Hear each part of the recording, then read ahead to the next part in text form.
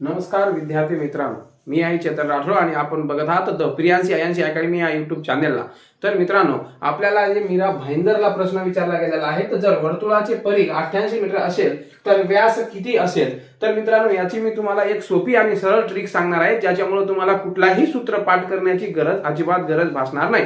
तर बघूया 88 मीटर। तर आपल्याला काय करायचं आहे, जी त्रिज्या आहे, व्यास आहे, परिघ आहे आणि क्षेत्रफळ आहे, जे की मूळ म्हणजेच पहिला तर त्रिज्या ही मूळ 7 असते, त्यानंतर व्यास हा 14 असतो म्हणजे त्रिज्याच्या डबल असतो, परिघ हा 44 असतो आणि क्षेत्रफळ हा 154 असतो। हे आपल्याला बेसिक करून घ्यायचं आहे, हे मूळ बनवून घ्यायचं आहे। मग आता जर ही त्रिज्या आहे तर ही 7, ही त्रिज्या जर 7 च्या दुप्पट झाली तर किती होईल, 14 होईल, जे की व्यास म्हणजे काय त्रिज्याचा व्यास काय असतो, दुप्पट असतो। त्यानंतर हा व्यास आहे 14, याची दुप्पट किती होईल, 28 होईल। त्यानंतर मित्रांनो परिघचे जर दुप्पट केलं आपण तर 88 होईल।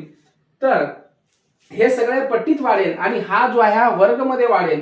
जर हा 44 आहे, ह्याची दुप्पट करून आपण 88 आणली तर आपल्याला याला काय करायचे आहे, याला वर्गात म्हणजे 2चे वर्ग, 2चा वर्ग किती आहे 4, 4च्या वर्गात गुणायचा आहे। मग 4च्या वर्गात गुणत असताना 4 चौक 16 चे 6, हातच्याला 1, 4 पंचे 20 आणि 1 21 1, हातच्याला 2, 4 1 4 आणि 2 6, म्हणजे किती होईल 616। तर आपल्याला काय विचारलं आहे, जर वर्तुळाचे परिघ 88 मीटर असेल तर व्यास किती। मित्रांनो, परिघ काय आहे 44, झालेला काय 88, तर आपल्याला विचारलं आहे व्यास किती आहे, तर मूळ व्यास किती आहे 14 आहे, मग 14 ची दुप्पट किती होईल 28 होईल। म्हणजे योग्य उत्तर काय आपल्याला, हा पर्याय क्रमांक 3 योग्य उत्तर आहे।